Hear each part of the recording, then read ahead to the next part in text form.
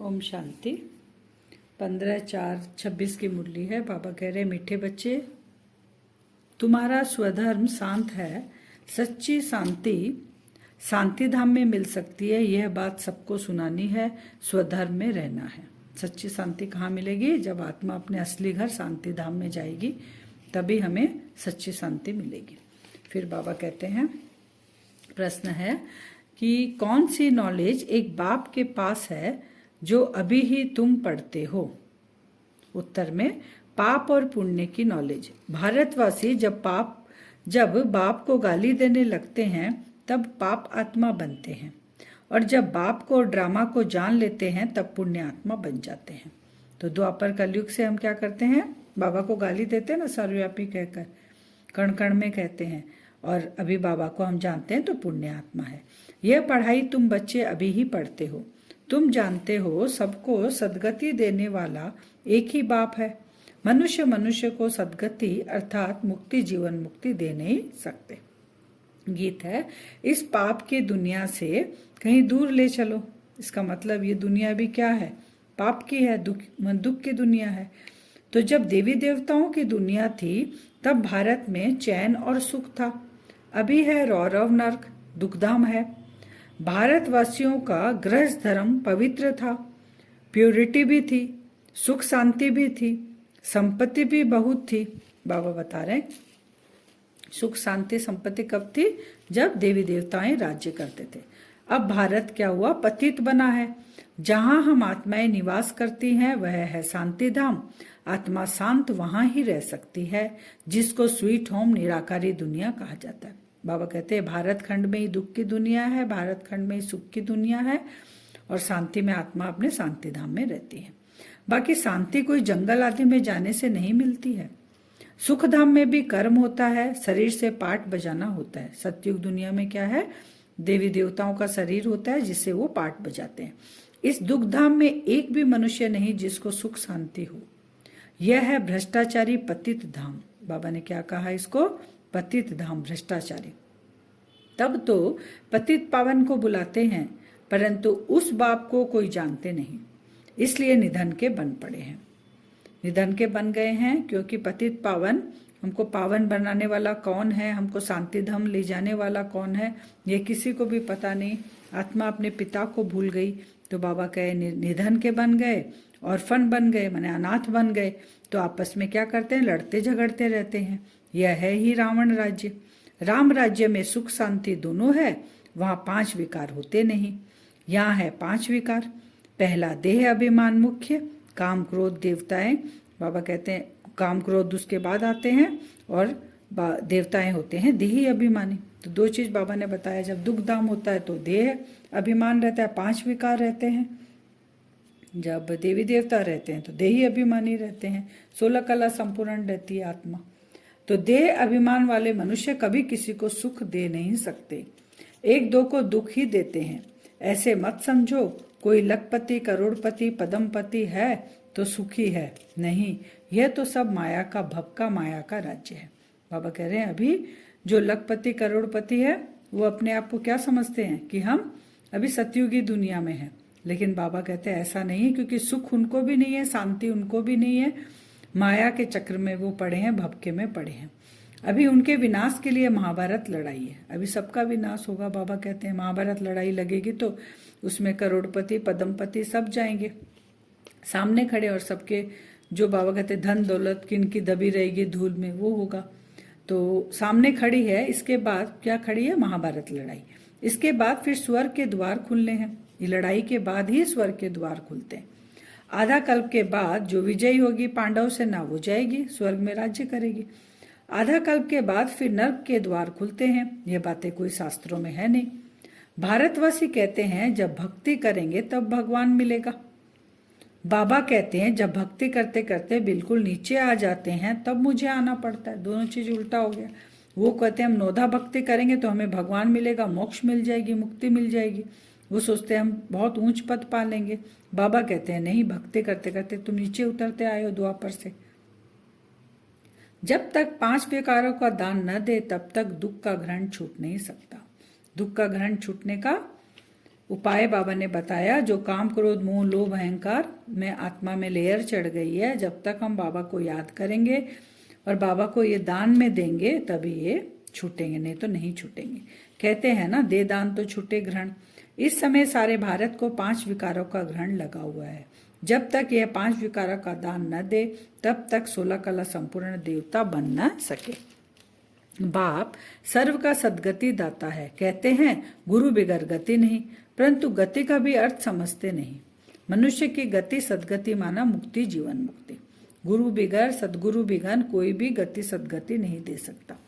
जब बाबा आते हैं लास्ट में तब महाभारत लड़ाई लगती है, और जिसको मुक्ति में जाना वो मुक्ति में जाएंगे, जिसको जीवन मुक्ति में जाना वो जीवन मुक्ति में जाएंगे। सो तो बाप ही देते हैं मुक्ति, जीवन मुक्ति दे सकते हैं। इस समय सर्व की सदगति होनी है।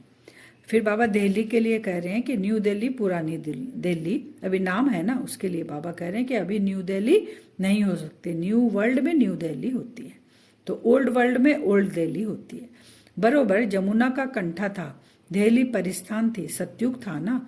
नई दुनिया में तो लक्ष्मी नारायण का राज्य था और कोई खंड हो नहीं सकता। यह कोई भी नहीं जानते। गवर्नमेंट यह पढ़ाती नहीं है, जानती है कि यह तो अधूरी हिस्ट्री है, क्योंकि गवर्नमेंट जानती नहीं है ना देवी देवताओं का राज्य कब था। तो वो कब से पढ़ाते हैं हमको? द्वापर युग से पढ़ाते हैं, रावण राज्य से। तो जब से इस्लामी बुद्धि आए, द्वापर युग में आने लग गए, तब से वो हिस्ट्री बताते हैं। तो लक्ष्मी नारायण के राज्य का कोई को पता ही नहीं है। ये बाप ही बैठ समझाते हैं कि सारी सृष्टि का चक्र कैसे फिरता है। जब भारत स्वर्ग था तो गोल्डन एज था, अब वही भारत देखो क्या बन गया है। फिर भारत को हीरे जैसा कौन बनाए? बाबा क्वेश्चन मार्क पूछ रहे हैं कि हीरे जैसा बनाने के लिए ही मुझे आना पड़ता है। मनुष्य को कभी सदगति दे न सके। अब बाप आए हैं फिर से स्वर्ग बनाने। बाप स्वर्ग बनाते हैं, रावण नरक बनाता है। ये खेल है जिसको कोई भी नहीं जानते। ये नरक और स्वर्ग का खेल है। नरक बनाने वाला रावण है, स्वर्ग बनाने वाला शिव बाबा है। और इसमें नरक और स्वर्ग के खेल में ये सब आत्माओं का पार्ट है, और हम ये सब आत्मा एक्टर होके एक्टिंग यहाँ पर करते हैं। सबका अलग अलग पद यहाँ पर है। शास्त्रों का ज्ञान है फिलोसॉफी। भक्ति मार्ग वह कोई सदगति मार्ग नहीं है। यह कोई शास्त्रों की फिलोसॉफी नहीं है। बाप कोई शास्त्र नहीं सुनाते हैं, यहाँ है स्पिरिचुअल नॉलेज। बाबा शास्त्र का ज्ञान नहीं देते। बाबा बोलते मैं एकदम सार समझाता हूँ। यह है स्पिरिचुअल नॉलेज। बाप को स्पिरिचुअल फादर कहा जाता है, वह है आत्माओं का बाप। बाप कहते हैं मैं मनुष्य सृष्टि का बीज रूप हूँ, इसलिए नॉलेजफुल हूँ। सारी मनुष्य सृष्टि का बीज रूप शिव बाबा है। जैसे बीज होता है तो उसके अंदर पूरा वृक्ष समाया हुआ रहता है, तो उसको सब नॉलेज रहता है। वो जड़ बीज है और ये चैतन्य बीज है, तो इसको पूरी सृष्टि का बाबा को पता है। इस मनुष्य सृष्टि रूपी झाड़ की आयु कितनी कैसे वृद्धि को पाता है, फिर कैसे भक्ति मार्ग शुरू होता है, यह मैं जानता हूँ। इसीलिए बाबा के हमको समझाते हैं बच्चों को। क्या बाबा जानता है? क्या बाबा के बच्चे जानते हैं? लेकिन बच्चे जानते हैं खाली संगम पे ही, उसके बाद भूल जाते हैं।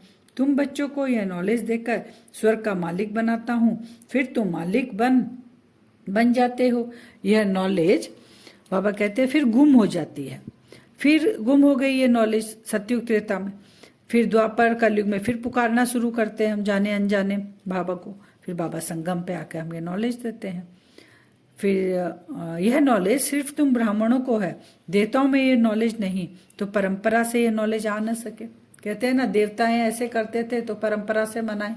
तो बाबा कहते हैं परंपरा तो टूट गई, क्योंकि ये नॉलेज तो सतयुग त्रेता में रहती ही नहीं है। बाबा पत्थर बुद्धि आत्मा को पारस बुद्धि बनाते हैं, बाकी शांति यहाँ नहीं मिल सकती, अभी तो दुखधाम है। बाबा क्या आ रहे हैं? आत्मा को बनाने आए हैं पारस बुद्धि, बाकी शांति मिलेगी सतयुग में। शांति तो हम आत्माओं का स्वधर्म है। हम आत्मा क्या है? शांत स्वरूप है ना, एक गुण है ना। तो शांति धाम आत्मा का घर है। आत्मा कहती है हमारा स्वधर्म शांत है। यह बाजा नहीं बजाता हूँ, बैठ जाता हूँ। बाजा यानी शरीर। शांति धाम में शरीर नहीं रहता, आत्मा अपना ओरिजिनल रूप में जाके अपने घर में रहती है। तो वही कहती मैं बाजा नहीं बजाती हूँ, बैठ जाती हूँ शांति में जाकर। परंतु कहाँ तक बैठे रहेंगे? कर्म तो करना ही है ना। अब जिनको मुक्ति मोक्ष चाहिए जिस आत्मा को, वो तो लास्ट तक बैठी रहेगी, कर्म तो कर नहीं पाएगी। और जो देवकुल की आत्माएं हैं वो अभी प्रारब्ध जमा कर कर वो स्टार्टिंग से कर्म करती है। तो जब तक ड्रामा को नहीं समझे तब तक दुखी रहते हैं। बाप कहते हैं मैं हूं ही गरीब निवास, यहाँ गरीब ही आएंगे, साहूकार के लिए तो स्वर्ग यहाँ। बाबा कहते हैं यहाँ है, वो तो अभी कोई स्वर्ग मानते हैं। उन्हों की तकदीर में बाबा कहते हैं स्वर्ग के सुख है नहीं, साहूकारों को गरीब और गरीब को साहूकार बनाता हूँ। क्योंकि साहूकार को अभी देह अभिमान रहता है, बहुत अहंकार रहता है कि उनके पास अभी पैसा है, साहूकार है वो, और गरीब ढूंढते रहते हैं बाबा को, तो उनको बाबा जल्दी मिल जाता है।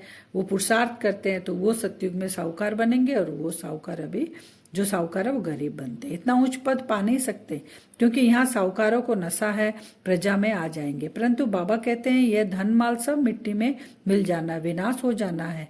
देही अभिमानी बनने में बहुत मेहनत है। नाटक पूरा होता है, अब वापिस जाना है। ये हम बाबा ने कहा ना, खेल है तुम्हारा, ये राम और रावण का खेल चल रहा है। तो ये नाटक पूरा होगा तो फिर क्या करेंगे, राम के साथ जाएंगे, जाना है। अभी कलयुग के अंत सतयुग के आदि का संगम है। बाप कहते हैं हर 5000 वर्ष बाद आता हूँ भारत को फिर से हीरे जैसा बनाने। यह हिस्ट्री ज्योग्राफी बाप ही बता सकते हैं। बाबा ने कितना क्लियर कर कर सब कुछ समझाया है कि ये नाटक है। ये नाटक को हम कैसे पार करेंगे, जब हम बाबा को पहचानेंगे, विकार हमारे ऊपर से हट जाएंगे, 16 कला बन जाएंगे, महाभारत लड़ाई लग रही है, बाबा हमें मुक्ति जीवन मुक्ति में ले जाएंगे। आज का वरदान है विकारों के वंश के अंश को भी समाप्त करने वाले सर्व समर्पण व ट्रस्टी भव। सर्व समर्पण कब होंगे, बाबा कहते अंश का भी वंश सूक्ष्म में देखो, उसको भी समाप्त करना है तुमको, नहीं तो वो लास्ट में खींच लेगा। जो आईवेल के लिए पुराने संस्कारों की प्रॉपर्टी किनारे कर रख लेते हैं तो माया किसी न किसी रीति से पकड़ लेती है। पुराने रजिस्टर की छोटी सी टुकड़ी से भी पकड़े जाएंगे। बाबा क्या करें, जो हम धन माल जो अगर रख के रखें कि हमारे असुविधा के समय काम आएंगे, या पेपर में कहीं रजिस्ट्री में थोड़ी गड़बड़ी अगर एक पॉइंट भी रह जाती है तो कैसे पकड़े जाते हैं हम। तो बाबा वही कह रहे हैं कि अंश का अगर वंश भी रहा तो माया पकड़ लेगी। माया बड़ी तेज है, उनकी कैचिंग पावर कोई कम नहीं। इसलिए विकारों के वंश के अंश को भी समाप्त करो, जरा भी किसी कोने में पुराने खजाने की निशानी न हो। इसको कहा जाता है सर्व समर्पण ट्रस्टी व यज्ञ स्नेही। स्लोगन है किसी की विशेषता के कारण उससे विशेष स्नेह हो जाना, यह भी लगाव है। किसी की विशेषता को बार बार देखेंगे तो उससे स्नेह हो गया तो बाबा का वो भी लगाव है। लगाव झुकाव सब बाबा के साथ रखना है। इशारे हैं महान बनने के लिए मधुरता और नम्रता का गुण धारण करो। मधुरता ही महानता है, इससे मन और मुख का कड़वापन समाप्त हो जाता है, क्रोध अग्नि शीतल हो जाती है। मधुरता में इतना पावर है। बाप दादा अपने हर बच्चे को शीतल देवता बनाना चाहते हैं, इसलिए मधुरता के गुण को धारण करो। आपका मुखड़ा भी मीठा हो, मधुरता के गुण से भरपूर बनो। जो भी संपर्क में आए उसे मधुर बोलो, वह शक्तिशाली दृष्टि से भरपूर करो। ओम शांति।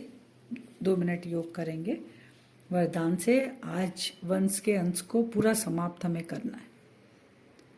सीधे होके बैठेंगे, अपने आप को देखेंगे भ्रकुटी सिंहासन में। मैं आत्मा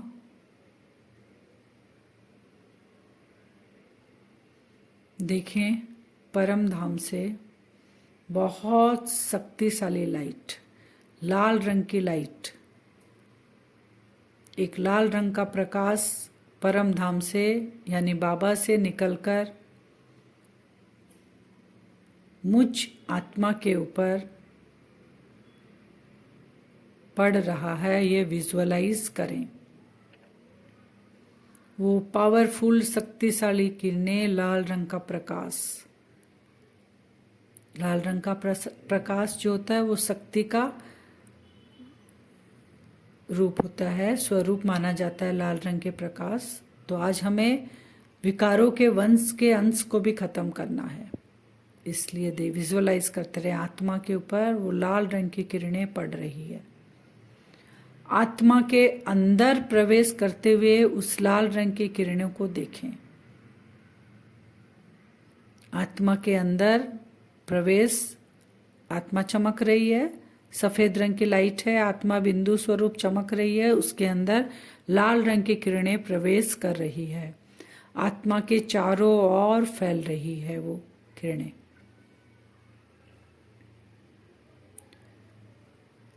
इन 5 विकारों के इस देह के जो भी लगाव झुकाव हैं,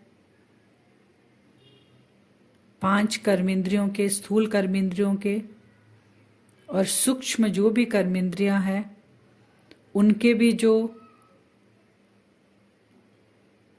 अंश बच गए हैं, उन सबको आज समाप्त करना है। आत्मा के अंदर देखें बाबा की किरणें, वो लाल रंग का प्रकाश चारों ओर फैल गया, हर कोने कोने में वो लाल रंग फैल रहा है, जहां भी छोटा छोटा अंश छुपा हुआ है वो सब जलकर भस्म हो रहा है। मैं आत्मा एकदम प्योर सच्चा सोना बनती जा रही हूं। अब विजुअलाइज करें वो लाल रंग का प्रकाश पूरे शरीर में फैल रहा है। शरीर के अंदर इन 5 कर्मेंद्रियों के, स्थूल कर्मेंद्रियों का कोई भी अंश रह गया है, वो इसको भी समाप्त कर रहा है, जलाकर भस्म कर रहा है। पूरे बॉडी में देखते जाए वो लाल रंग का प्रकाश मेरे मस्तिष्क से पांव तक पूरा फैल रहा है। जहां पर भी विकारों की कुछ भी अंश मात्र दिख रहा है, बाबा की ये पावरफुल किरणें उसको जलाकर भस्म कर रही है। एकदम प्योर आत्मा और शरीर। अब सामने देखें, आपका एक दिव्य स्वरूप बैठा हुआ है। महाराजा या महारानी, जिसको जो पसंद है, मुझे महाराजा बनना पसंद है। मेरा महाराजा स्वरूप मेरे सामने है। 16 कला संपूर्ण निर्विकारी देवताई स्वरूप मेरा सामने है। मैं आत्मा इस चोले को छोड़कर उस देवताई स्वरूप में प्रवेश करती हूं। 16 कला संपूर्ण बन गई मैं आत्मा। आत्मा के साथ ये देवताई जो मेरा चोला है, उसको भी देखें मन की आंखों से। मेरे सारे वंश अंश समाप्त। मैं 7 गुणों, 8 शक्तियों से भरपूर आत्मा। अपने देवताई स्वरूप को देखें। ऐसे दिन में बार बार करेंगे।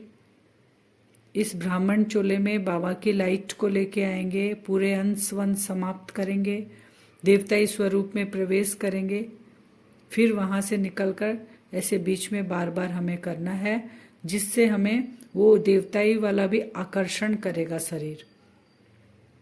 ओम शांति।